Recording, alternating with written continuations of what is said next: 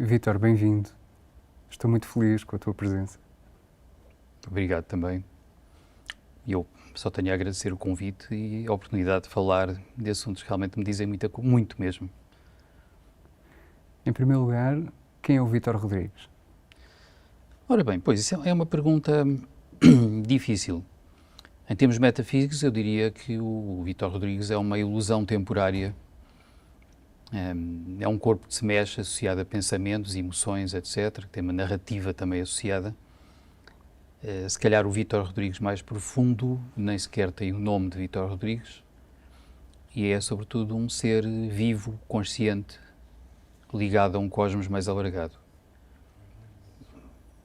Associado a essa ideia da ilusão temporária que é o Vítor Rodrigues. Pronto, há noções como ser psicólogo, psicoterapeuta, escritor, tenho de facto uns quantos livros publicados, formador, professor universitário, todas essas coisas que se associam, ficam benzito no currículo e depois não dizem grande coisa, na verdade. E que não influenciam a natureza da nossa morte e por vezes nem da nossa vida, de certo modo. Mas pronto, eu não costumo gostar muito de falar de mim também, prefiro que as pessoas criem a sua visão acerca de quem é o Vítor Rodrigues. Olha, e para alargarmos um pouco a nossa visão sobre quem é o Vítor Rodrigues, podes dizer-nos como viveste esta lua cheia em Escorpião?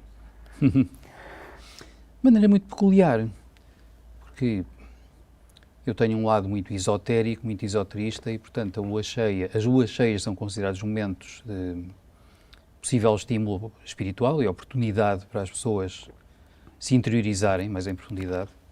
Esta lua cheia em particular é, para alguns autores e para alguns praticantes, considerada a lua cheia mais importante do ano todo. É considerada um momento em que há seres espirituais muito elevados que procuram transmitir uma influência benéfica à humanidade, inspirá-la, etc.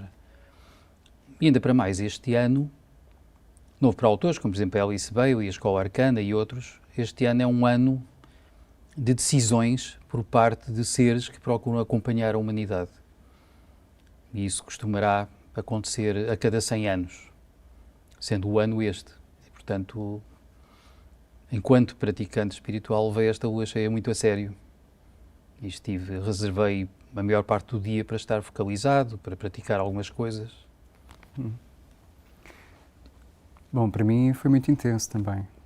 Eu, de domingo para segunda, sonhei com a minha mãe, foi um sonho fortíssimo, e acordei assim num estado de melancolia que não é nada habitual.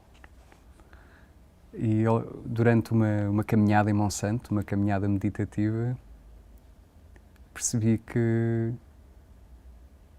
na verdade aquilo era um samskara, não é? Era algo que estava guardado nas profundezas do meu ser desde a minha infância e que eu me permiti sentir, trazer à superfície naquela manhã. E foi intenso, mas foi muito belo. E nós muitas vezes temos, quase inesperadamente, aspectos do passado, vivências, acontecimentos que vão vir à superfície em momentos, às vezes, quase inesperados. Por vezes, precisamente momentos de evolução. Há uma noção muito engraçada que é a noção de stress desenvolvimental. A ideia que, por vezes, num percurso espiritual também, o próprio acordar interno e até um despertar energético leva conteúdos do passado a virem à superfície, por vezes produzindo uma grande agitação, uma grande emocionalidade, por vezes tristeza profunda, por vezes ficamos quase amalucados até, e depois passa. E é curioso que a marca do stress mais patológico é que as pessoas sentem-se completamente embrulhadas nele, é como se embrulhadas numa onda e estão simplesmente a rebolar dentro d'água, sem grande possibilidade de respirar. No stress evolutivo, a pessoa pode estar em grande sofrimento, mas é como se uma parte dela estivesse a assistir de camarote, sabendo que aquilo não é tudo. Quer dizer, sabendo que se passa ali uma coisa, mas algo dela permanece de fora. Mesmo quando o sofrimento é grande. Observar, sim. Sim. É uma dimensão de observação. Sim, eu tenho tido essa experiência. E, aliás, há outra marca curiosa que às vezes aparece no meio do stress evolutivo, que é a pessoa pode estar profundamente infeliz enquanto, de novo, ser humano temporário, enquanto personalidade humana, com a sua narrativa existencial e tudo o resto, mas uma parte dela está profundamente alegre. E, de certo modo, não se identifica inteiramente com o filme. Portanto, permanece, por vezes, esta divisão. Alegria interna, mesmo que nos sintamos miseráveis, de certo modo, no nosso exterior emocional, físico, até intelectual. É muito curioso. Sim, é natural que isso aconteça mais facilmente quando se tem uma percepção mais clara da dimensão espiritual do homem. Sim, eu diria que sim. As pessoas normalmente vão tendo um percurso sempre existencial e, por vezes, uma busca interior. E, normalmente, sim, eu diria que o stress, chamemos evolutivo, também é típico de pessoas que estão numa busca espiritual, que começam a sentir-se insatisfeitas com apenas estarem vivas, perseguirem objetivos ditos mundanos, tipo riqueza, fama, poder, e começam a sentir que tudo isso é insuficiente, não as satisfaz realmente. E partem em busca de qualquer coisa. Mas ao partirem em busca dessa qualquer coisa, também se sentem a si mesmas de maneira diferente. E começam também a ter a noção de que eu não sou isto, ou não sou só isto, eu sou mais qualquer coisa. E o que está descrito, e aquilo que eu penso conhecer um pouco, é que à medida que evoluímos no percurso interno, começamos a transferir a consciência, de certo modo, para outro nível do nosso próprio interior. E, portanto, os simples acontecimentos comuns mundanos tornam-se menos relevantes, de certo modo, menos traumáticos também. É curioso que, aparentemente, até a Inquisição do passado percebeu em algum grau que uma das marcas dos santos seria uma capacidade imensa de tolerar a dor física. E quando, por exemplo, o Giordano Bruno resistiu à tortura e se recusou no passado a dizer o que queriam que ele dissesse, nomeadamente manifestar arrependimento pelas suas publicações, pelas suas ideias, ele foi torturado, manteve-se firme, recusou, e parece que os inquisidores terão tido dúvidas se estariam ou não a lidar com um santo, na verdade, por causa da capacidade dele de aguentar a tortura. Sendo que, claro, temos razões para pensar que o Giordano Bruno era um ser humano bastante evoluído, com uma grande consciência, e precisamente com uma capacidade de se distanciar em relação ao corpo e aos acontecimentos mundanos. Um profeta. Um profeta para vários fins, que de facto escreveu uma obra espantosamente avançada para o seu tempo. Mas diz. Talvez aquilo que distinga o stress evolutivo do stress involutivo seja esse discernimento, não é? Essa perspectiva. Para vários fins eu diria que sim. Quer dizer, o stress que a gente chama patológico também está muito associado justamente à nossa identificação com as emoções, com o corpo, com os acontecimentos mundanos. Aliás, muitas vezes eu faço analogias, como dizer que é quando nós estamos apegados a coisas deste mundo, e como estamos apegados ao corpo, e às vezes ao automóvel, ou à casa, ou à mobília, ou às vezes a um título, ou às vezes a uma imagem pública, etc. É como se tivéssemos neurónios potencialmente dolorosos, portanto, terminais álgicos, ligados às coisas todas com que estamos identificados. E quando essas coisas são afetadas ou postas em causa, nós sofremos. E justamente na medida em que temos uma dose muito grande de desapego face a tais coisas, tornamos, de certo modo, invulneráveis, aliás, às afrontosas frechadas da sorte, como diria o Shakespeare, não é? As coisas não nos afetam do mesmo modo.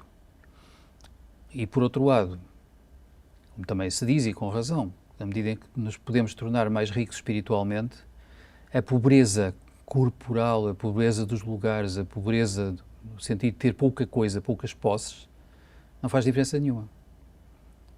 Do mesmo modo que eu observo também em todo o lado, é que as pessoas que vão evoluindo mais um pouco e que vão, se calhar, despertando um pouco mais como seres conscientes,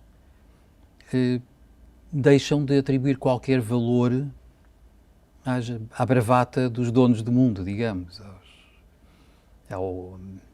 à exibição de riqueza ou de poder, ou até por vezes à exibição de conhecimento acumulado, portanto, a exibição de erudição que não parece traduzir-se em sabedoria interna profunda. Uma coisa que não, são coisas que não estão verdadeiramente aplicadas à evolução do ser. Sim. É um conhecimento meramente intelectual. Não é? Sim. Sim. E que muitas vezes até é contraproducente. No É. sentido em que infla o ego e faz com que ele ofereça mais resistência à evolução. Sim. À evolução espiritual. E curiosamente agora estamos no mundo tecnológico a assistir a um fenómeno que para mim está a ser curioso, perigoso, muito perigoso para a humanidade, que é esta invasão da inteligência artificial nos assuntos humanos. E, por exemplo, a facilidade com que as pessoas recorrem ao ChatGPT ou a plataformas equivalentes.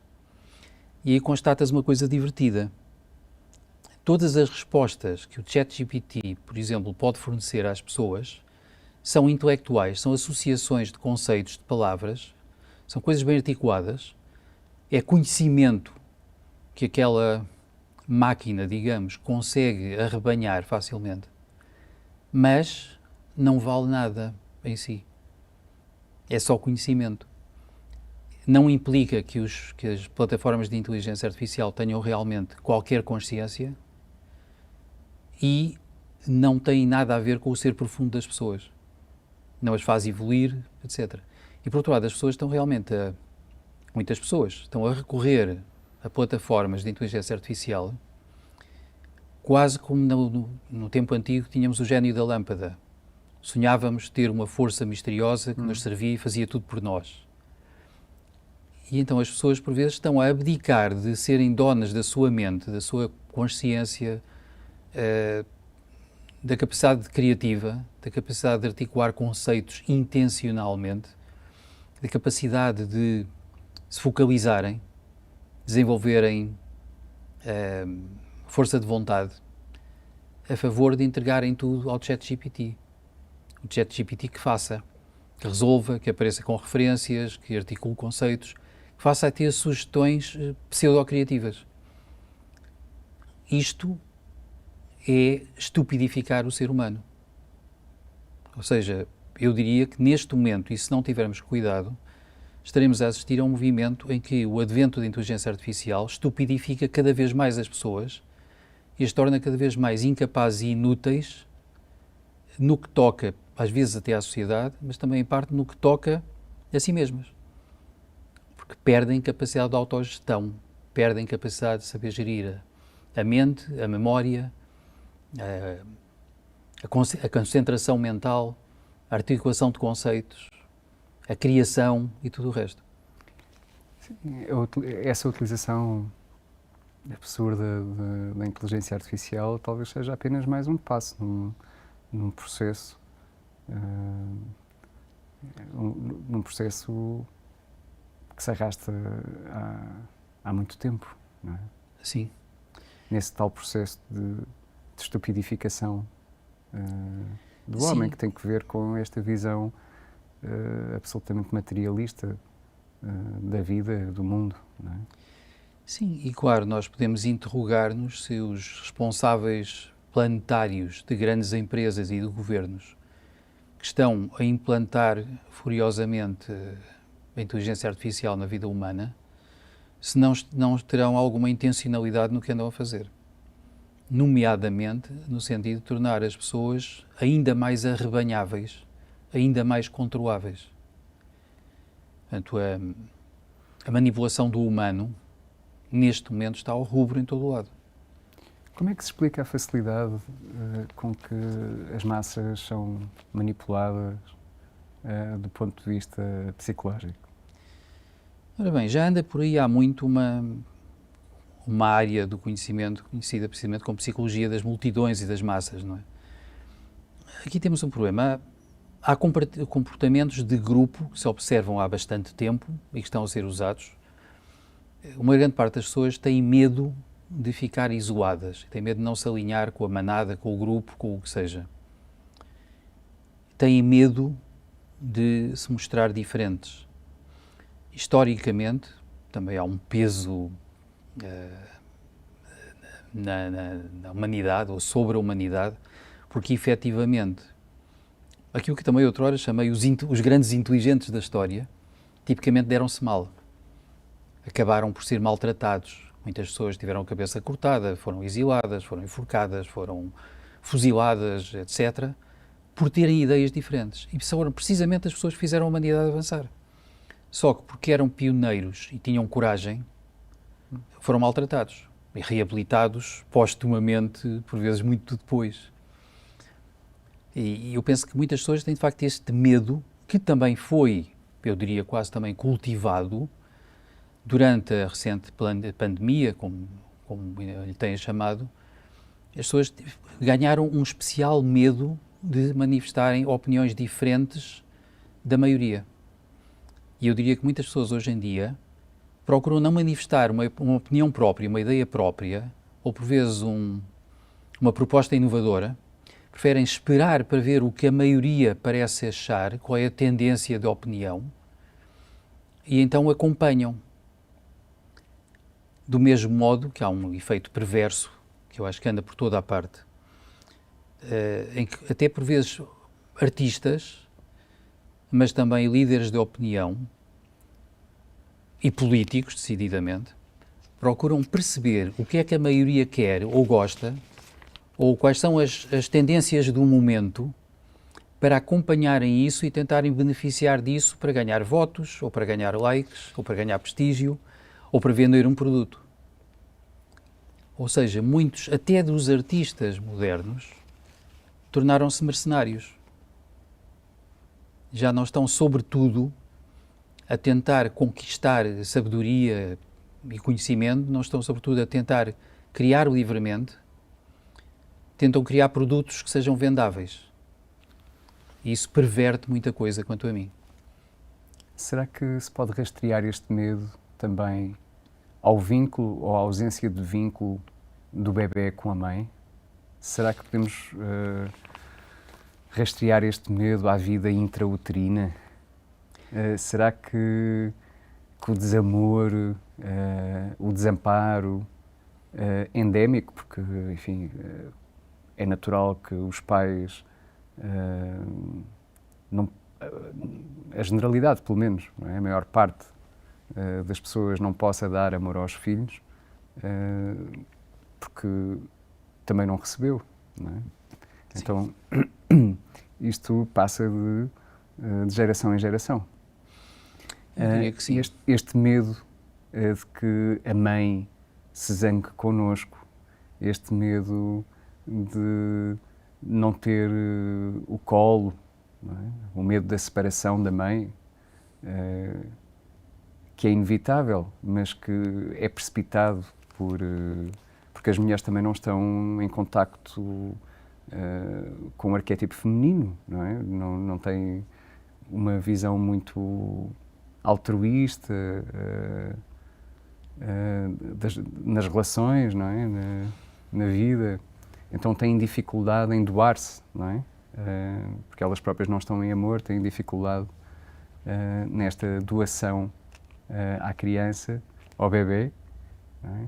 E isto é muito violento, não é? Então isto depois continua, não é? Na escola, com a necessidade de aprovação, não é? A necessidade de integração, o medo da rejeição. Isto pode estar na origem também, Vítor? Sem dúvida, concordo plenamente contigo. Repara que, vamos lá ver, as crianças percebem, até instintivamente, desde muito cedo, que enquanto crianças e enquanto bebés, a simples sobrevivência está em causa se não gostarem delas.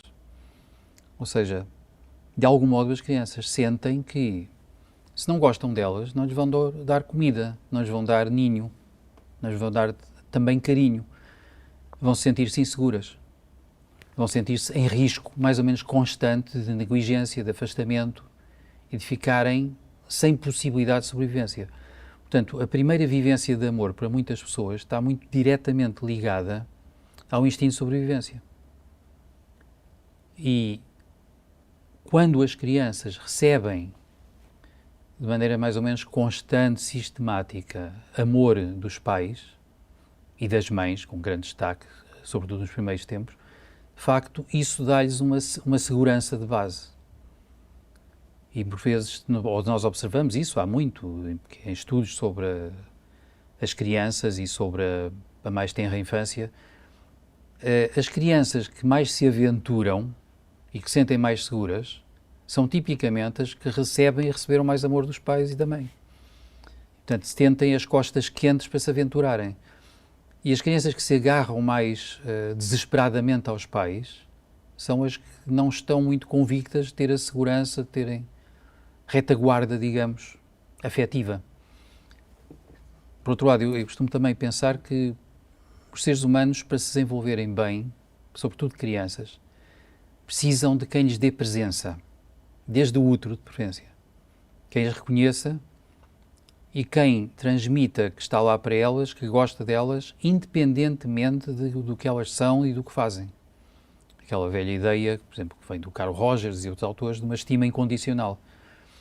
Isso, normalmente, ajuda as crianças a estruturarem-se e a desenvolverem-se de maneira muito mais tranquila, menos stress, menos trauma, menos mecanismos de defesa, de fuga, etc. O contrário, na verdade, é um dos alicerces deste antissistema em que vivemos, não é? Que é esta formatação para sentir que obedecer é quase um garante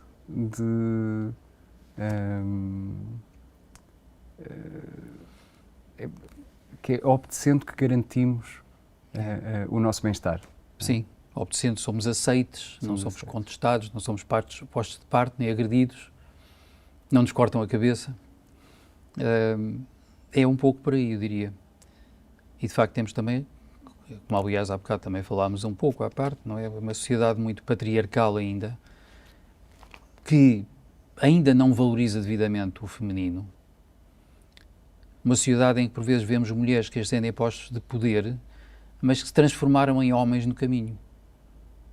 E, por exemplo, que não conseguiram, por vezes, ou talvez em parte também sejam impedidas, não conseguiram trazer às grandes esferas de poder coisas que são naturais no feminino, como cuidar. Cuidar da natureza, cuidar da sociedade, cuidar do outro. E, portanto, este predomínio do masculino ainda se mantém em grande medida e está a ameaçar a sobrevivência da própria humanidade. Porque o espírito de guerra e de proteção de território e de nos identificarmos com uma versão de nós que é, eu diria, simiesca. De luta, de conquista, não é? Exatamente, luta, conquista, roubar as bananas do outro macaco, etc. Esse tipo de espírito muito patriarcal que ainda se mantém terá sido mais ou menos compatível com macacos que andavam à estalada uns com os outros ou que combatiam com paus e pedras, mas com armas biológicas, com armas nucleares, com armas químicas, com armas psicotrónicas, com armas sónicas, etc., que existem, e com palavras também. Mas com todo o armamento que existe, nós precisamos já não de macacos prestigiosos e evoluídos a governar os destinos do mundo, mas precisamos realmente de seres humanos que cuidem da humanidade e que cuidem do planeta e da natureza. E, portanto, não tenham qualquer ênfase bélico, muito pelo contrário. E isso ainda está a falhar, infelizmente. E a pôr tudo isto em perigo. Talvez essa semente de guerreiros seja plantada em nós logo na primeira infância, justamente por termos que lutar pela atenção da mãe, lutar pelo amor, pela fusão emocional que nunca chega a acontecer. Não é? Sim, e até há estudos antigos, psicologia da identidade, psicologia do desenvolvimento associada à construção da identidade humana, que mostram precisamente coisas dessa linha. Há estudos antigos, por exemplo, de um psicólogo passado, o Erikson, que foram mostrando, por exemplo, havia tribos nos Estados Unidos que tinham maneiras de educar as crianças completamente diferentes. E as tribos que apoiavam as crianças, que eram benevolentes, que lhes davam presença, lá está, geralmente produziam seres humanos, adultos, que eram mais cordatos, mais sociáveis, que procuravam colaboração uns com os outros, por vezes também eram mais cuidadosos, detalhados no que faziam, etc. E as crianças que eram tratadas para serem guerreiras, eram precocemente tratadas de maneira muito mais agressiva. Por exemplo, a criança, o bebé que magoava a mãe a mamar, levava uma bufetada, se fosse preciso. As crianças eram obrigadas precocemente a bastarem-se a si mesmos e a fazer coisas, e se não se mostrassem à altura, eram punidas fisicamente. E isto criava crianças, lá está, muito mais impulsivas, mais agressivas, tipicamente, também às vezes mais orgulhosas, menos dadas à colaboração, mais responsivas a qualquer coisa que achassem que era uma provocação ou uma invasão de território, o que era bom para preparar crianças para combater tribos inimigas. Mas quando hoje em dia continuamos a fazer um pouco disso, estamos a pôr o próprio planeta em perigo. E por outro lado, até a maneira de fazer o parto, também há alguns estudos, nomeadamente um dos autores que eu conheço um pouco e tenho bastante admiração, o Stanislav Grof, há autores que verificaram que a maneira de fazer o parto, o que rodeia os primeiros tempos de vida, tem tudo a ver com o modo como, por vezes, vamos ter uma predisposição para a violência ou para a colaboração e para a compaixão mais tarde. Em boa medida, os partos, como ainda são feitos em muitos lugares, são bastante agressivos. Repare-se que até muitos médicos, ainda hoje, não parecem apressados em dizer às mulheres que esta coisa de escolher a hora do parto, injetando ocitocina no sangue, vai produzir um parto mais violento, com contrações mais fortes, mais doloroso para as mulheres, mas também mais agressivo para as crianças. E todas as intervenções no parto promovem a desconexão da mãe dela mesma e do bebê, não é? E na ausência de vínculo, o que acontece é que, ainda na semana passada falava com uma médica ginecologista obstetra, a Radmila, talvez conheças. Sim. E ela explicava que o que acontece quando a mãe não está presente é que o bebê sente que está perante a morte, sente que está sem dúvida, perante sente-se ameaçado de morte. Portanto, como está indefeso, dissocia-se. Não é? Há esse fenómeno da dissociação. Sai do corpo, não é? Desconecta-se de si mesmo. Ou seja, quando não há conexão com a mãe, será muito difícil a conexão connosco mesmos. Sem dúvida. Do mesmo modo, também, por vezes, se a criança não se sente acolhida e apreciada, deixa de se acolher e de se apreciar a si mesmo e cria tal baixa autoestima, por vezes crónica. Sem dúvida que sim. Aliás, já ver, a questão da conexão com a mãe também acontece, melhor neste caso, da desconexão com a mãe, também acontece muito quando há este imperativo médico, ou supostamente médico, em muitos lugares onde se fazem partos, em que consideram que é extremamente urgente cortar o cordão umbilical, afastar a criança, aspirá-la, limpá-la, vaciná-la, metê-la logo numa incubadora, se for o caso, mas metê-la logo num berço ao lado, etc., com uma urgência técnica e um cumprir de horários, etc., que se torna contrária ao bem-estar precoce do bebê. E contrária a que o bebê tenha tempo para sentir que está cá fora e que está acolhido por uma mãe, que tem o calor do corpo materno, que ainda lá está o cordão umbilical e que quando o cordão for cortado por fim, a criança já terá uma primeira sensação diferente de estar cá fora, com segurança, com um acolhimento, amoroso. Portanto, aí, de facto, a própria natureza de alguns procedimentos médicos tende, de facto, a promover esta separação e depois um caráter realmente de separatismo na mente humana, que está ligado à violência, à agressão, ao medo. Aliás, nos meios esotéricos, onde eu também vou beber muita coisa, fala-se como grande heresia fundamental que afeta os seres humanos, a heresia da separatividade. Exatamente. A noção de que eu sou independente, eu basto-me a mim próprio, eu sou diferente dos outros todos, os que são mais diferentes de mim são maus e merecem tudo o que eu faça de negativo contra eles, e assim por diante. E isso é consequência da nossa própria fragmentação. Sem dúvida. Dos traumas. Sem dúvida nenhuma. Um ser humano que está mais inteiro também tem facilidade em levar-se a si mesmo inteiro ao encontro dos outros. Aliás, as separações internas também dão por vezes isso, quer dizer, que é muito conhecido na psicologia tradicional e não só. Se eu estou dividido internamente, até é difícil eu conseguir gostar de alguém de maneira plena, porque uma parte de mim gosta e outra parte não gosta. Não estou unificado também em termos afetivos. E às vezes encontramos isso nos relacionamentos, em que as pessoas estão continuamente divididas e, portanto, uma parte delas confia no outro, a outra desconfia, uma parte delas quer estar numa relação íntima e próxima, a outra tem medo de sofrer se estiver nessa relação íntima e próxima. Há uma série de fenómenos psicológicos que acontecem.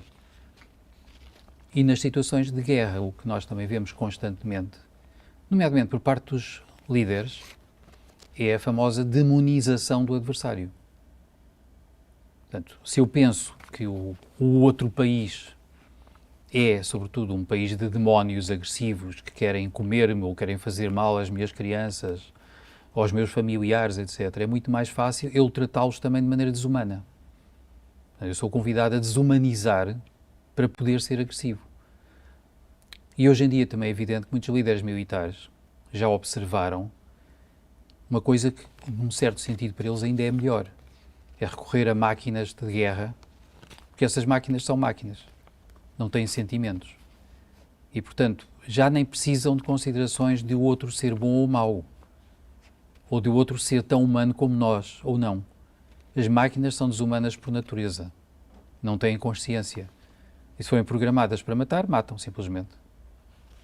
E não param de fazer isso enquanto não houver uma ordem programática a dizer que agora param ou que fazem uma coisa diferente. Podemos considerar que trauma e karma são duas palavras diferentes para a mesma coisa? Eu não diria tanto. Eu diria que o trauma facilmente gera uma movimentação dita kármica. Mas eu diria que o que chamamos karma, que pronto, na origem a palavra significa ação, simplesmente, movimento. No fundo, quando falamos em karma, estamos a falar numa quantidade de forças que estão em movimento e às quais estamos agarrados ou apegados. Boas e más. Uhum. Porque também há bom karma, de algum modo. Sim.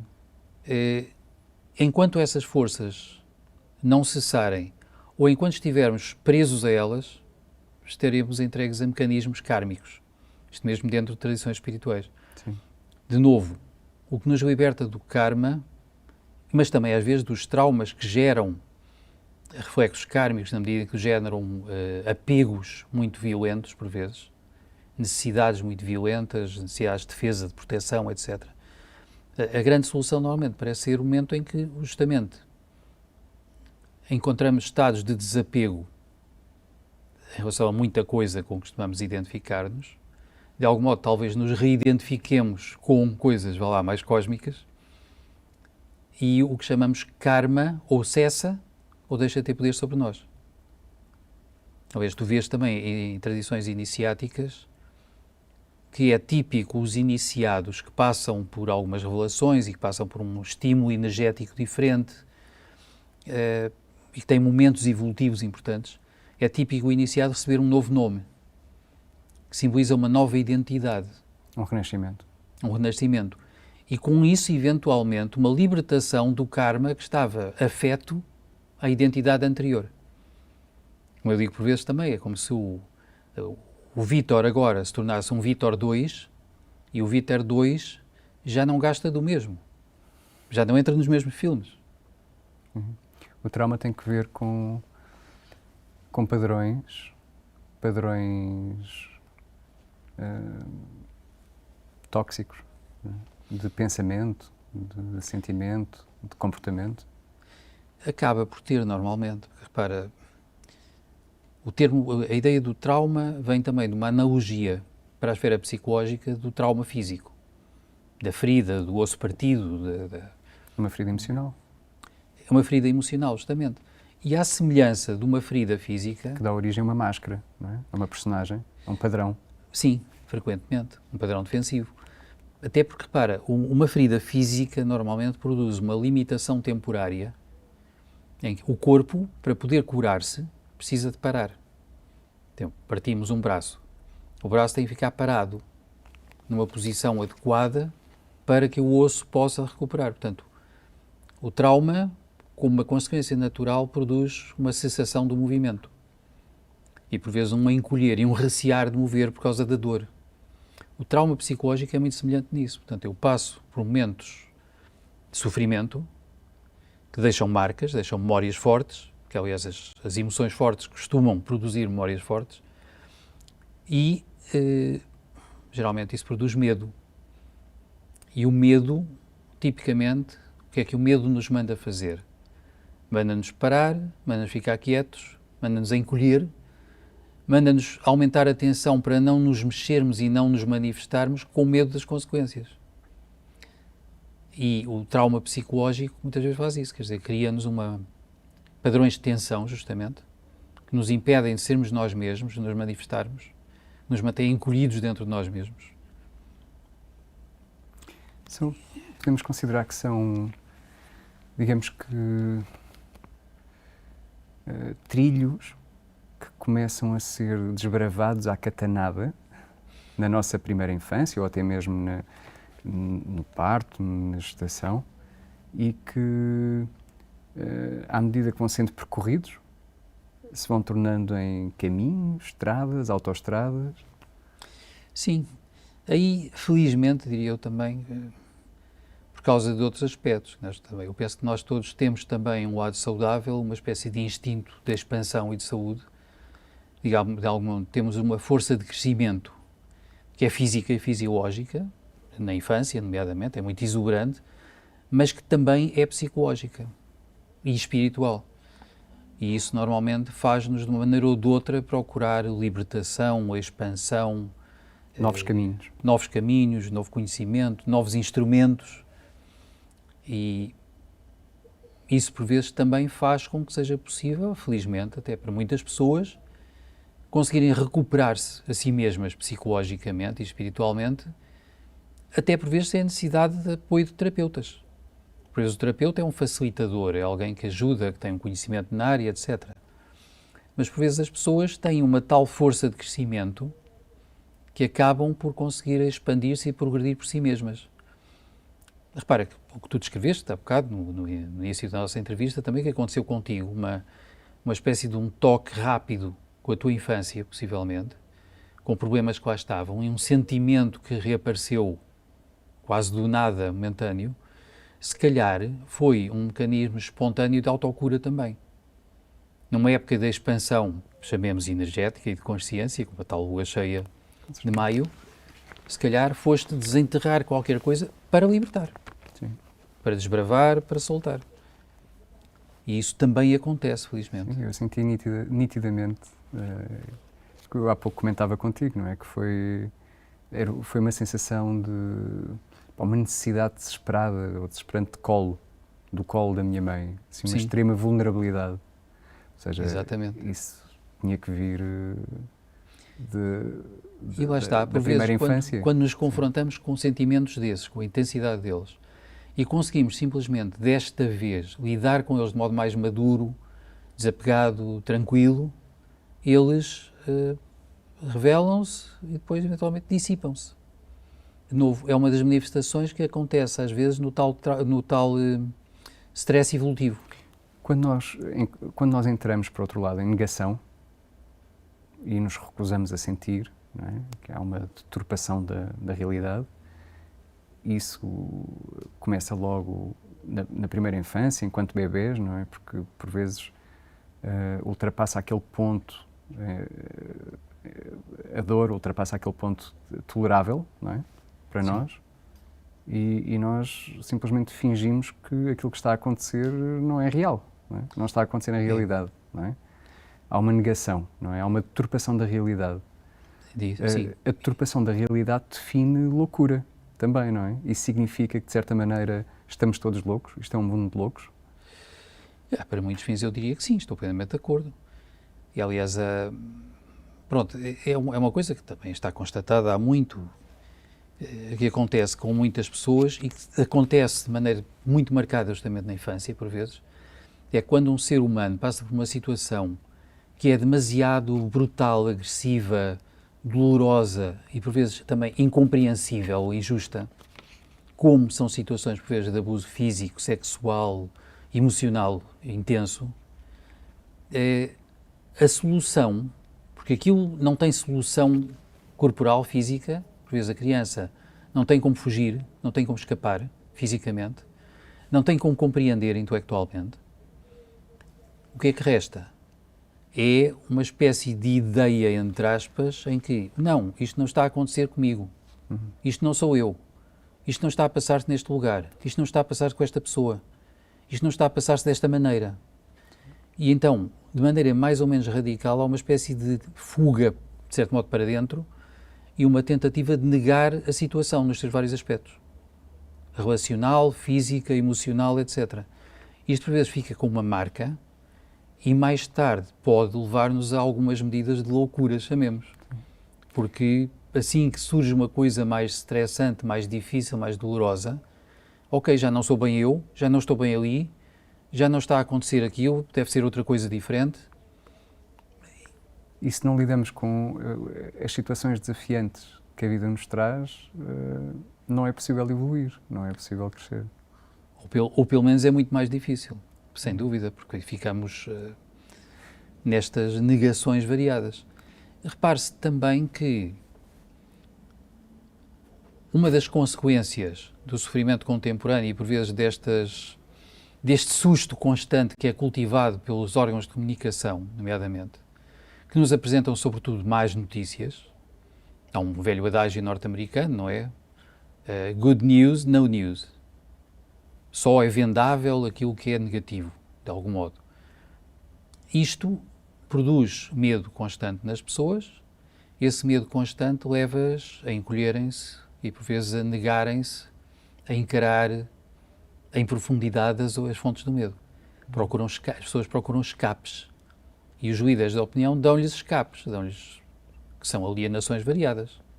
Em vez de as ajudarem a lidar com as ameaças potenciais e encontrarem lados positivos, encontrarem soluções verdadeiras, usam o medo para canalizar as pessoas para aquilo que querem vender-lhes. Sem dúvida. Há pouco tu davas exemplos de situações mais extremas, como o abuso sexual das crianças. Sim.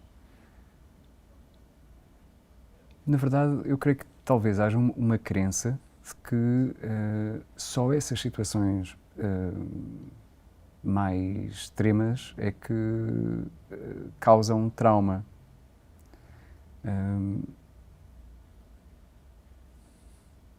Penso que a violência extrema é que os bebés são expostos, não é? Que são seres amorosos, que não estão preparados para lidar com violência. Não é?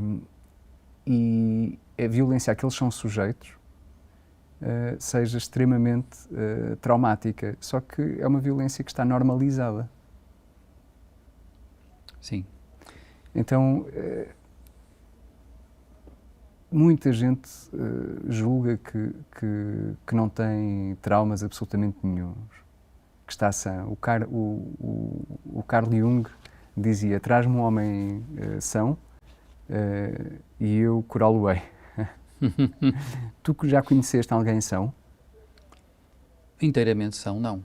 tal como nunca encontrei ninguém perfeito, nem ninguém sem sofrimento ou sem traumas e por aí adiante. Mas é... No entanto, há pessoas absolutamente convencidas de que não têm traumas absolutamente nenhuns, que estão plenamente sãs, curadas. Repara, um dos mecanismos conhecidos para lidar com Ou que não há traumas... sequer nada para curar. Sim, um dos mecanismos conhecidos para lidar com traumas por parte de algumas pessoas é o esquecimento. E repara que nos anos 80 do século XX ainda havia muitos cirurgiões que faziam operações a recém-nascidos e a crianças com meses de idade a sangue frio, porque achavam que eles tinham um sistema imaturo, em termos sistema nervoso imaturo, e não iam registar memórias, potencialmente, portanto, traumas a maior prazo, e não iam ter dor verdadeira, porque o sistema nervoso ainda era imaturo e não permitia dor verdadeira. Ou seja, trauma intenso, físico, precoce, deixado ali. Acontece que, felizmente, há algum progresso, até mesmo na psicologia mais mainstream, mais normal, chamemos, mostrando que já existe alguma aprendizagem por parte das crianças ainda na vida intrauterina. E já há registros de informação que ficam, de sons, de padrões de movimento,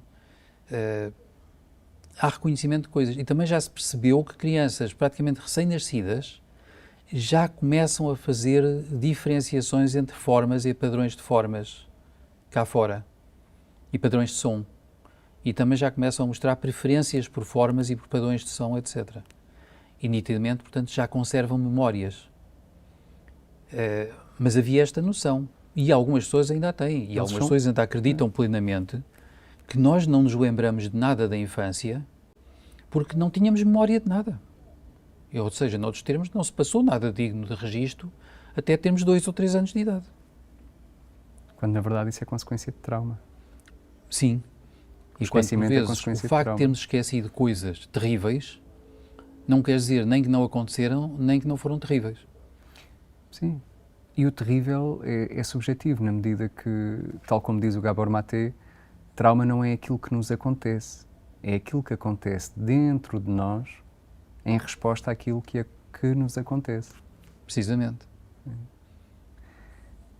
A regressão é uma forma de resgatar estas memórias, de lembrar aquilo Sim. de que nós não nos conseguimos lembrar, passa o paradoxo. Eu diria que sim, eu tenho, de facto, lembras bem isso, sou psicoterapeuta, trabalho muito com isso, claro. Vamos já ver. A regressão... E chegámos a fazer 2 sessões. Sim. A regressão, com pessoas como eu trabalhamos, implica que as pessoas, através de vários métodos, vão reencontrar-se com memórias do passado, mas não vão apenas fazer isso. Vão encontrar maneira de reprogramar, de ressignificar, de reconstruir, porque se apenas fossem reencontrar-se com memórias traumáticas, arriscavam-se a reforçá-las e com isso a reforçar medo, retração, distanciamento face a si mesmo, distanciamento face aos outros. Aqui a questão é precisamente que nós procuramos que a pessoa reviva, experiencie memórias e acontecimentos do passado para perceber qual foi o veneno, de certo modo, que lhe deixaram e para se livrar dele, com novas perspectivas, novas ideias, com, por vezes, uma libertação mais ou menos catártica, digamos, mas que depois conduz a reformações. Saindo da moldura para ver o quadro. Sim, exatamente. Agora, e por isso mesmo... É uma espécie de meditação guiada, não é? Também é, por vezes, em que se convida a pessoa a criar soluções novas, criativas, para o que aconteceu no passado. O que, por sua vez, é muito diferente de situações em que a pessoa é apenas confrontada com uma descrição por outra pessoa do que supostamente lhe aconteceu no passado. A pessoa fica apenas com uma história, que por vezes é interessante, é bonita, é significativa, mas como não viveu aquilo, geralmente não consegue, como eu diria, ir ao nível das tripas para reformular as coisas. Aquilo fica demasiado no exterior. Portanto, a regressão enquanto abordagem terapêutica implica, de facto, um reexperienciar de muita coisa. E nesse ato, num contexto terapêutico, procura-se que a pessoa perceba o que é que a tal reflexo interior dos acontecimentos exteriores lhe produziu, lhe fez acontecer, no corpo e no espírito, chamemos, para poder finalmente reformatar, reprogramar, criar saídas, libertar as coisas. Normalmente é um trabalho realmente muito interessante, que eu gosto de fazer, claro, até porque costumamos obter resultados terapêuticos particularmente rápidos e profundos, diria eu. Claro, sem sermos milagrosos. Sim. E é frequente as pessoas quererem resultados imediatos, não é? Mas isto é um processo, Sim. é uma jornada, não é? Aí há um fenómeno intrigante. Eu às vezes tenho pessoas que fizeram 10 anos de psicoterapia convencional e não conseguiram resultados. E depois vêm ter comigo e ficam espantadas por não conseguirem resultados plenos em 3 sessões ou em 2. Lá está, de novo, apesar de tudo, as pessoas precisam de algum tempo para reconstruir, reformular, etc. Por vezes não são 10 anos, de facto, mas às vezes são 2 meses, são 5, são 10, dependendo da pessoa e dos recursos que tem. Mas o facto das tipo de pessoas problema. terem essas expectativas em relação a ti talvez seja um sinal positivo, de que a tua reputação percebe. Se calhar sim, mas eu também gosto, uma coisa que é um chavão quase que eu costumo ter junto dos meus clientes, é que eu não me comprometo a obter resultados, eu comprometo-me a esforçar-me e a trabalhar com as pessoas. E normalmente também a ser teimoso. Ok, estou relativamente habituado a ter bons resultados, mas não gosto nada de partir do princípio que os bons resultados vão surgir só porque eu sou um grande terapeuta. Não, de maneira nenhuma. Quer dizer, cada pessoa tem a sua história própria, tem as suas características e há sempre a necessidade de chegar a algum lado com aquela pessoa específica. Portanto, é preciso conhecê-la, é preciso respeitá-la, e trabalhar com ela, tentar perceber que recursos é que ela tem para se chegar a algum lado.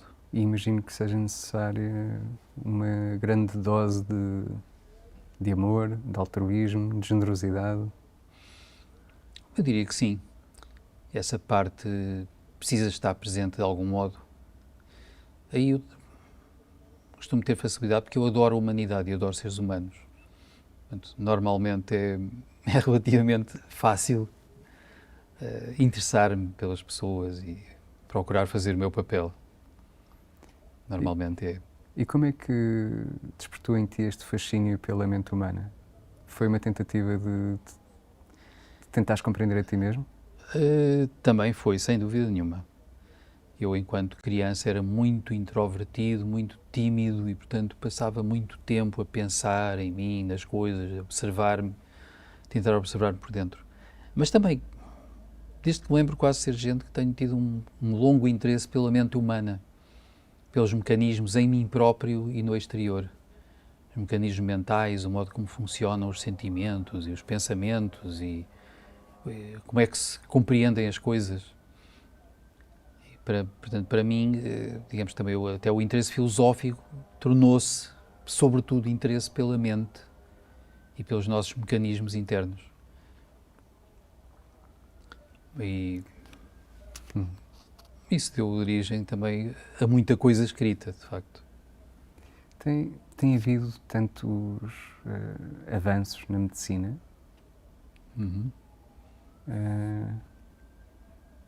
No entanto, a cada 40 segundos há um suicídio. Sim. Em Portugal, pelo menos 3 por dia. Nem fazia ideia que fosse tanto. Vendem-se cerca de 33 mil embalagens de antidepressivos por dia no nosso país. O que é que tu pensas sobre isso? Pois é complicado, quer dizer, normalmente um suicídio é um assassínio na própria pessoa. Ou seja, é um ato agressivo contra nós próprios e contra o nosso corpo. Brutalmente agressivo. O que geralmente costuma implicar, em muitos casos, que a pessoa está profundamente zangada consigo mesma. Mas por vezes essa zanga também vem de uma enorme frustração. A pessoa zanga-se porque não se sente capaz de viver neste mundo, de se adaptar, de se sentir bem aqui, de corresponder às expectativas dos outros, corresponder às suas próprias expectativas, etc. E, portanto, a pessoa por vezes tem este sentimento de que não vale a pena estar cá, e depois tem um sofrimento tão intenso também, que acaba por se convencer de que suicidar-se é um modo de acabar com o sofrimento. Agora, é evidente que a nossa sociedade não está a resolver isto, até está a contribuir para o problema e não para as soluções. E há cada vez mais jovens, ou seja, a depressão e a ansiedade afetam. Sim, até porque, repara, normalmente pessoas cada vez mais jovens. Há aquela velha ideia da esperança. Enquanto eu tiver esperança, enquanto eu acreditar que as coisas podem melhorar, que há potencial em mim, nos outros, na sociedade, para uma melhoria, eu se calhar fico para ver o resto do filme. Mas, quando eu perco a esperança, então, eventualmente, eu afasto-me de tudo isto. E a nossa sociedade está a oferecer muitos escassos horizontes aos jovens. Há jovens que me dizem, e que dizem por aí, muito lado, que não veem grande coisa para a frente. Antigamente havia perspectivas de carreira, de emprego, desenvolvimento, de viagens, disto, aquilo. E há pessoas que não se veem com perspectivas de emprego, veem-se com uma incerteza enorme, não sabem como é que vai ser o trabalho e a profissão daqui a 5 anos ou 10. E sejamos francos, o que vem é um mundo de brutalidade, de violência, de ganância, de egoísmo, de doença, de guerra. Exatamente. E são bombardeados sistematicamente pelos órgãos de comunicação com tudo isso. Sendo que os mesmos órgãos de comunicação não nos dão boas notícias, que nós precisamos quase desesperadamente, e que não são falsas, são verdadeiras. Eu gosto de fazer notar às pessoas, por exemplo, 2 notícias africanas interessantes. Uma é de que, creio que com início em 2007, uma quantidade enorme de países colaboraram entre eles, em vez de andarem à guerra, colaboraram para construir a chamada Grande Muralha Verde de África, para deterem o avanço do deserto, com grande sucesso, promovendo mais vegetação, mais verde, mais oxigênio, etc., etc., com grande sucesso. E também há uma obra que tem estado a ser feita, que é uma rede viária que dá a volta à África inteira. Outra colaboração entre muitos países. E que, ao que parece, já está em boa medida de pé. Ainda não vi os europeus falarem em combater as alterações climáticas, promovendo uma colaboração coletiva dos países todos para aumentarem os espaços verdes, para combaterem desertos e para apoiarem a natureza. Não vende boas notícias, não vende. Não vende. E se calhar nem passam quase pela cabeça de alguns governantes, infelizmente. Pois. Será por esse mesmo motivo que se erguem estátuas aos tiranos e não aos santos, às pessoas mais benevolentes? Porque é que temos uma estátua do Marquês de Pombal e não temos uma estátua, sei lá, à Rainha Santa Isabel, por exemplo? Pois, vamos já ver, a humanidade gosta de honrar os seus heróis de vários tipos. Apesar de tudo, algumas estátuas, sei lá, do Gandhi ou do Martin Luther King ou de alguns santos do passado. Mas é evidente também que muitas vezes o grande investimento, até financeiro, vai para estátuas de tiranos e de pessoas que foram poderosas no seu tempo e que foram os vencedores da história, não é? Será que há ressonância com o tirano cá dentro de cada um de nós? É isso? Poderá haver também. Mas também há outra coisa, quer dizer, é que é muito típico do ego humano, que está muito influenciado pela animalidade. O ego humano gosta de deixar marca. E há tiranos que promovem a construção das suas próprias estátuas ainda em vida. Mesmo historicamente, isto é bastante conhecido. O ego humano gosta de deixar marca. Assim como os animais gostam de marcar território, nós gostamos de deixar marcas por onde passamos, onde estivemos, e temos, por vezes, esta noção distorcida de imortalidade ou pseudo-imortalidade. Tipo, se eu deixo, se fazem uma estátua, vão lembrar-se de mim, eu vou perdurar. Que é mais uma ilusão humana, não é? Mas eu penso, para mim, por vezes estes monumentos em homenagem de personagens que foram sobretudo ricos, poderosos, tirânicos, dominadores, invasores, conquistadores, etc., tem muito a ver com o marcar território, de facto. Com o predador que entra no território de outros, que os derrota, e para assinalar os limites do seu território expandido, faz urina nos cantos, etc., ou deixa marcos. Mas parece que, de certa maneira, as pessoas respeitam também mais a força do que a bondade. Parece que não valorizam tanto. Apesar de... Por agora, sem dúvida. Pois, apesar dos ensinamentos de grandes seres como o Jesus Cristo, o Buda, Maomé, Exatamente. Lao Tse. Pois, tem muito a ver realmente com o que as pessoas valorizam, também digo. Aliás, é curioso que quando chega a hora de encarar a morte, que é das tais coisas tabus que as pessoas evitam e de que fogem e de que têm medo, muitas vezes, quando chega a hora de encarar a morte, eu diria que o amor costuma ajudar muitíssimo mais do que o ódio. E quando as pessoas olham para trás para se sentirem bem com o que possam ter pela frente no pós-morte, quando acreditam nisso, e mesmo que não acreditem nisso, as pessoas gostam de sentir que a vida que deixaram para trás foi boa de algum modo, valeu a pena para alguém. Isso é típico das vidas marcadas pelo amor, não pelo ódio. E também temos esta noção de que na hora da morte morrerá muito mais tranquilo o santo do que o tirano. Mas, sem a menor dúvida. Sem dúvida.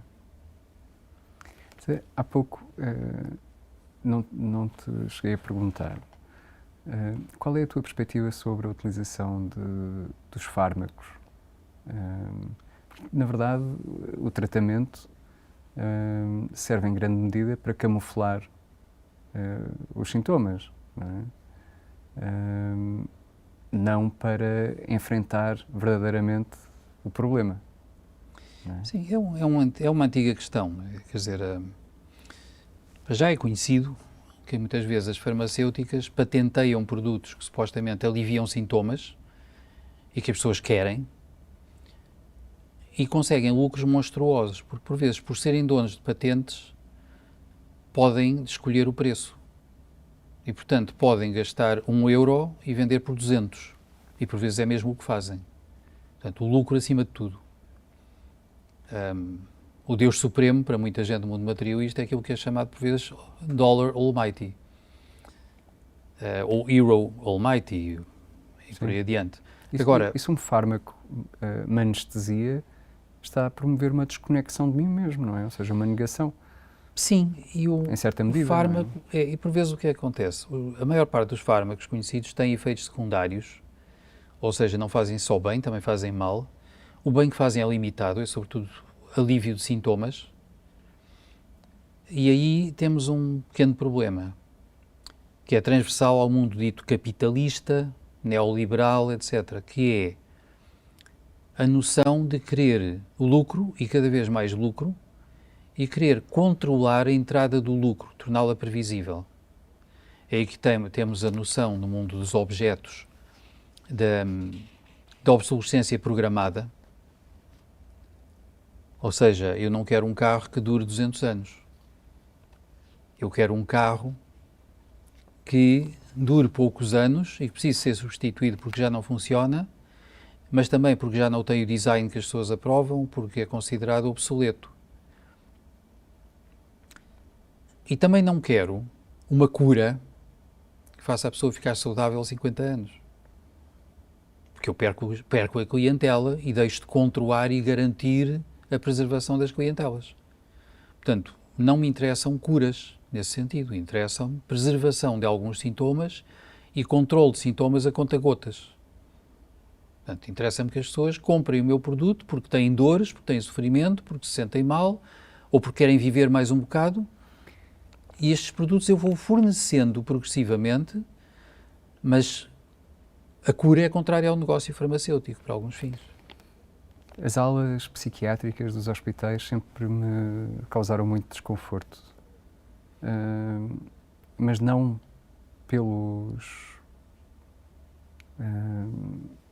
não pelos os pacientes, mas pela forma como os pacientes são tratados, que é assustadora. Fará sentido condenar estas pessoas que, no fundo, estão em tanto sofrimento que, como o sofrimento passou daquele ponto, não é, tolerável, não é? Tiveram que dissociar-se, não é? A esquizofrenia parece-me que significa, etimologicamente, vem mesmo do termo grego, que significa fragmentação, não é? Sim. Ou divisão. É um assunto complexo, porque, de facto, as perturbações é mais fácil mentais... condenar as pessoas a uma vida vegetativa, não é? Porque é uma espécie de prisão perpétua no próprio corpo, não é? Por vezes, sobretudo quando há eu diria, para tentar ser também justo quanto a isso... compreender a origem do sim, trauma. Mas vamos já ver, por vezes também temos uma questão que é, em algumas perturbações mentais, se nada for feito, a pessoa torna-se de facto descontrolada, destrutiva, etc. E há um problema também tradicional, quer dizer, quando as pessoas estão numa grande descompensação mental, numa grande perturbação mental, por vezes tornam-se assustadoras para as outras. Ou porque são fisicamente perigosas, ou porque expressam atitudes que rompem com a moralidade, que são completamente desajustadas para o conforto dos outros também. Os surtos. Os surtos. E porque há esta estranheza, por vezes, na presença de uma pessoa que está com uma perturbação intensa psiquiátrica. Antigamente, noutras culturas, por vezes as pessoas eram mortas ou eram lançadas de uma cascata para ver se sobreviviam, caso em que seriam agraciadas pelos deuses e ficavam bem, só que geralmente não sobreviviam. Por vezes eram acorrentadas a paredes, eram presas quase em jaulas, para não incomodarem ninguém. Nesse sentido, os psicofármacos modernos, por exemplo, são um progresso, sem dúvida. Também houve detratores de alguma psicofarmacologia, dizendo que o que estávamos a usar eram coletes de forças psíquicos. O que, quando pelo menos há um exagero no uso de psicofármacos, não é assim tão injusto, diria eu. Porque as pessoas, por vezes, e há pessoas que me testemunham isso, sentem-se efetivamente limitadas pelos fármacos. Sentem-se menos criativas, sentem-se mais lentas, mais descoordenadas, menos capazes de gerir o corpo, menos donas da sua mente. Ou seja, de certa forma, os fármacos, em muitos casos, perpetuam o problema, no caso de contribuir para a sua solução. Eventualmente, mas também temos que admitir que há situações em que não é fácil ter solução para o problema. No entanto, uma coisa que eu também te posso dizer, que eu julgo ter observado ao vivo em alguns casos, é que algumas pessoas, algum pessoal de saúde mental que trabalha com patologia mental pesada, distancia-se porque tem medo. É quase medo do contágio, é medo da influência, é medo daquela estranheza, e criam esta distância um pouco, às vezes, como o verdugo em relação ao prisioneiro. Portanto, criam uma distância protetora. Tipo, aquela pessoa está maluca, ok, eu tenho que controlá-la, eu dou-lhe uma injeção, eu faço isto, eu faço aquilo, com a boa intenção de ajudar a sentir-se melhor, estou a proteger a família e a sociedade também, mas eu tenho que mantê-la à distância. Ela é diferente de mim. Não é isso que se espera de um psicólogo ou de um psicoterapeuta, não é? O que se espera é uma grande dose de altruísmo, generosidade e até disponibilidade, enfim, para sentir aquilo que o próprio paciente está a sentir, ou seja, haver uma forte empatia, não é?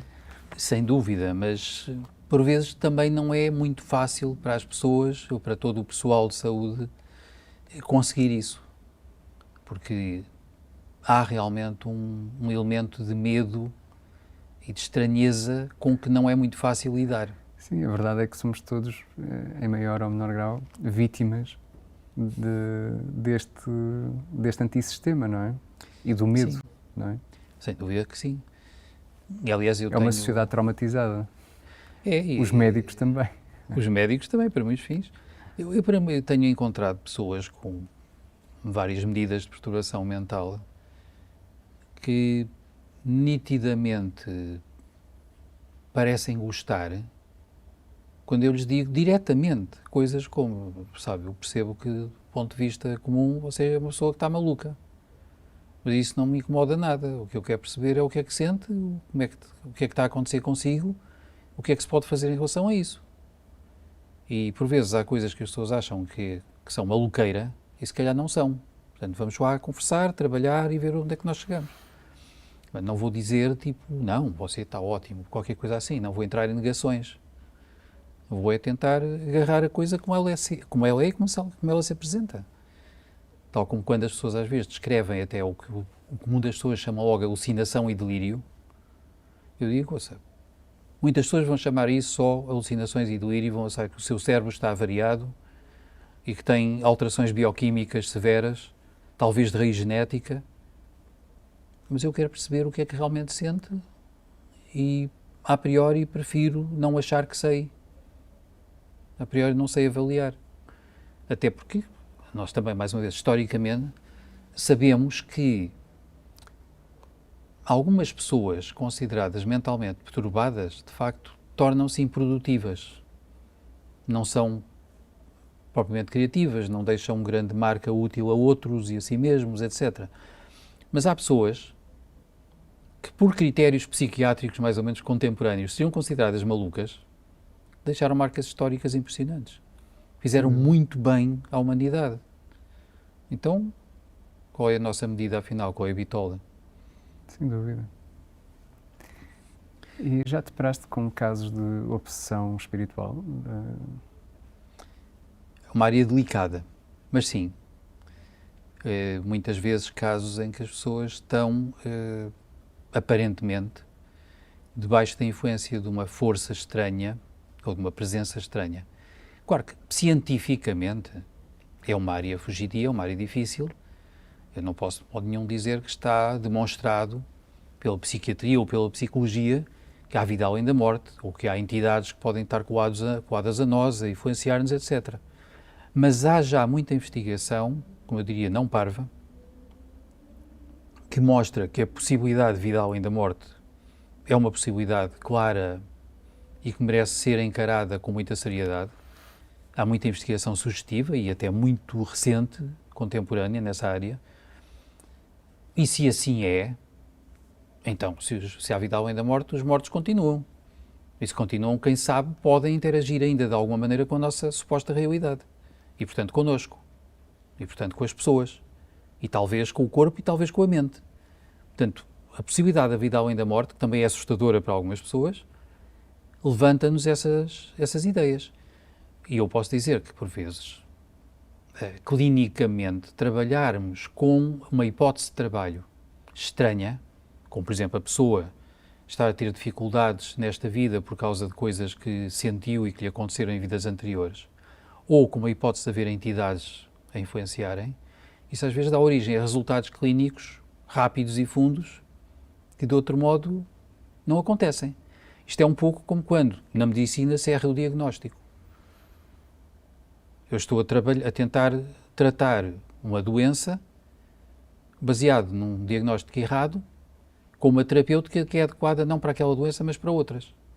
Quem sabe, às vezes, havendo a possibilidade, por exemplo, uma influência espiritual, eu não vou conseguir curar a pessoa enquanto não lidar com essa influência espiritual. Eu tive a oportunidade de vivenciar uma situação que teria dissipado quaisquer eventuais dúvidas que eu tivesse em relação ao tema. Eu vi uma pessoa oprimida por uma força misteriosa e que tinha sintomas muito característicos, que se apresentava como uma depressão, mas com aspectos com certos aspectos muito vincados, muito característicos. E essa pessoa convivia diariamente com outra, partilhavam a casa. A dada altura, essa força foi transferida de uma pessoa para a outra. Ou seja, a primeira libertou-se, recuperou, e a outra apresentava exatamente os mesmos sintomas característicos, exatamente. Foi transferido, sem dúvida, de uma para a outra, Sim. a mesma influência. Não é? Aí nós Como, entramos como numa se fosse esfera- uma carraça. Não é? Sim.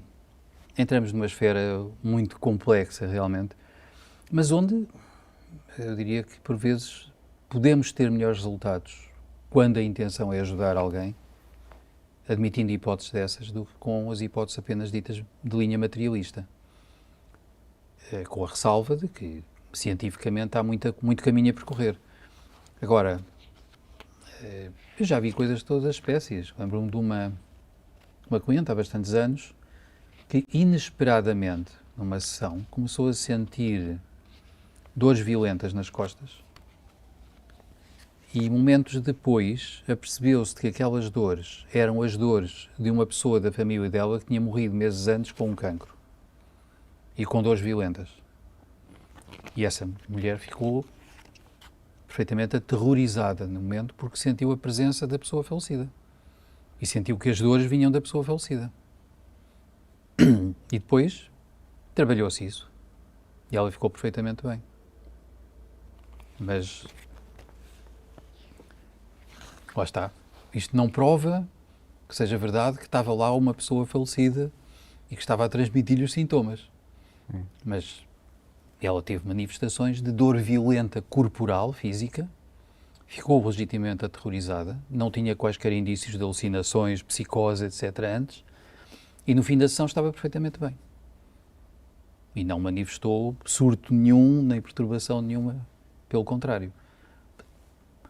Como se diz também, por vezes, na medicina mesmo tradicional, uma das marcas de uma terapêutica bem-sucedida,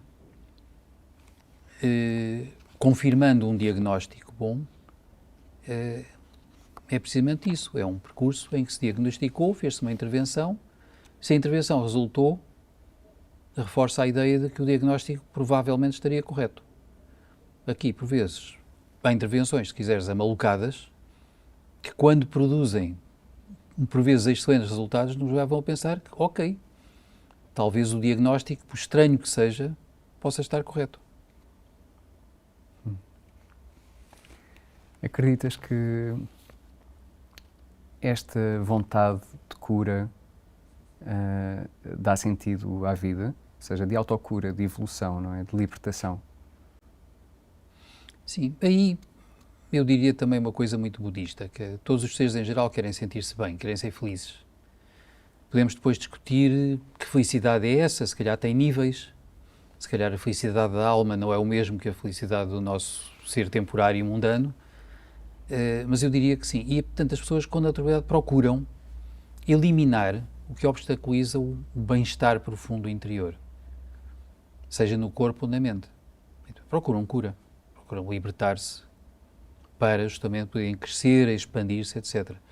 Aliás, na minha observação, e até também escrevi sobre isso, eu penso que a felicidade humana está quase que infalivelmente ligada à expansão e crescimento. E, nesse sentido, também está na direção oposta ao medo. E está na direção do amor. Normalmente nos expande, que nos cria atrações, que nos cria fatores de crescimento. Normalmente, quando tens a imagem de uma criança feliz, a criança está em pleno crescimento, está expansiva, vai a todas, manifesta-se, solta-se, tem tudo a ver, o que ela manifesta tem tudo a ver com crescimento. E com a expansão de energia e com o corpo a funcionar muito bem e tudo o resto. A criança, o bebê. Sim, imensa força vital, não é? Sim. De líbido, não é? Exatamente. A repressão sexual começa logo aí, quando nós, ou seja, quando os pais rotulam as crianças de chatas ou irrequietas e lhes negam esse direito à vida, no fundo, não é? Quando acham que a criança é bem comportadinha, não é? Quando recompensam a criança bem comportadinha, a criança que que fica sentadinha, que se não é? autocontém, que se Depois que se bloqueia. contém, que se bloqueia, não é? Sim. No lugar de encorajar a criança a viver, não é? A aventurar-se, a explorar, não é? Esses são os maus comportados, são os mal comportados, não é? Por vezes são. Começa logo aí a repressão sexual? Tem tendência a começar. Claro que a repressão sexual tem muito que se lhe diga, porque também até pelo lado das religiões, nomeadamente das mais de linha dita cristã, por vezes há um medo do sexo que é compreensível, não quer dizer que esteja correto no que é feito com ele, pois, que é compreensível. Porquê? Porque há muito esta equação de que prazer, sexo sendo uma fonte intensa de prazer potencialmente, prazer geralmente produz apego, produz desejo de repetição, apego, e depois limita-nos do ponto de vista espiritual, e justamente do ponto de vista do desenvolvimento espiritual. No entanto, muita gente religiosa tem vivido isto de maneira que depois, por sua vez, sacrifica completamente Sim. todo o desenvolvimento do humano até. Desculpa, mas eu aqui dizia repressão sexual no sentido mais lato, ou seja, referindo-me à libido, não é? À força vital, não é? Sim, a pressão do prazer e da expansão natural sim. e livre. Sim, sem dúvida, sem dúvida. Isso manifesta-se no sexo, mas depois manifesta-se também na capacidade geral da pessoa para ter prazer na vida, para se sentir bem, Sim. para se manifestar, etc. Para tudo, porque tem que ver com o prazer da vida, com tudo, não é? As pessoas têm tendência para associar a sexualidade só, enfim, ao ato entre duas pessoas, não é? Sim. Mas não, mas tem que ver com o prazer de estar vivo. Sim, e repare que para muitas pessoas, no fundo, o que chamamos sexo é uma das manifestações da força criadora no ser humano. Sim, a Kundalini, não é? A Kundalini e não só. E, portanto, a força criadora, quando é inibida, tende a produzir patologia. Depois depende de quando é que é inibida, de que maneira, em que departamento. Mas, de modo geral, ao ser inibida, dá origem a sofrimento e a patologia. Neste processo de reencontro com o nosso eu mais profundo, de superação da depressão, que passos, eu sei que isto varia muito de caso para caso, não é? Mas que passo é que te consideras mais importante? Porque muitas vezes o medo prevalece e até o medo de aceitarmos a circunstância, não é? De aceitar a depressão. É que a depressão não é necessariamente má, pois não. Pode ser um chamamento, não é? É um chamamento para olharmos para dentro, não é? Sim, aliás, repara, a depressão às vezes implica também interiorização. Por vezes, quando as pessoas estão deprimidas, viram-se mais para dentro, amplificam o autoconhecimento e eu faço também muitas vezes notar que na literatura mundial devemos muito a escritores profundamente deprimidos, que mergulharam tanto dentro de si mesmos durante a sua melancolia, que depois expressaram isso de maneira belíssima na compreensão das emoções e na expressão literária do emocional. Coisas espantosas. Mas a natureza é cíclica, não é? Há ciclos, não é? Ao dia e à noite, não é? Sem dúvida também. Então, nós temos esta ideia de que temos que estar sempre felizes e contentes, e não é assim, não é? A dor faz parte da vida, não é? Faz, aliás, de certo modo, tudo pode contribuir para o desenvolvimento e para a ampliação da consciência e tudo o resto. E aliás, eu vejo também alguns até gurus, o ênfase de que é muito bom que nós vivamos com intensidade, que coloquemos intensidade em tudo o que fazemos, justamente afirmando uma consciência igualmente intensa. Agora, sem dúvida que precisamos de apoiar a expansão dos humanos. E estavas a procurar um pouco um remédio para a depressão e para outras coisas. Repara, curiosamente, por vezes, um dos melhores remédios para mim implica aquilo que às vezes eu expresso, não muito poeticamente, como parar de espernear. Ou seja, quando eu deixo de me separar de mim, dos meus sintomas, das partes que doem, do que está a acontecer, do que os outros pensam, e eu, sobretudo, aceito e integro, quando eu aprendo, de certo modo, a relaxar perante mim próprio, e aceitar-me como eu sou, Naquele momento. naquele momento, já estou a progredir. Eu costumo dizer que, para eu caminhar, uma das coisas que eu preciso é aceitar o chão, qualquer que ele seja. Enquanto eu não aceito o chão, não vou a lado nenhum, recuso-me a caminhar. A primeira coisa que eu tenho que aprender a fazer é, de certo modo, relaxar perante o que eu sou, aceitar-me, e então tenho finalmente um ponto de partida. E depois penso, ok, eu não importa se eu sou mais alto ou mais baixo, ou mais magro, ou mais gordo, bonito, ou feio, isto ou aquilo. Isto é o que eu sou. Quando eu aceito mais completamente o que eu sou, agora tenho matéria-prima para trabalhar e agora posso transformar-me. Porque se eu não me aceitar, nem sequer vou ter a capacidade de reconhecer as minhas feridas, não é? As minhas Exatamente. máscaras. De certo modo, nem vou à luta. Não tenho ponto de partida. Muito grato, Vítor. Muito grato também por estar aqui. Obrigado.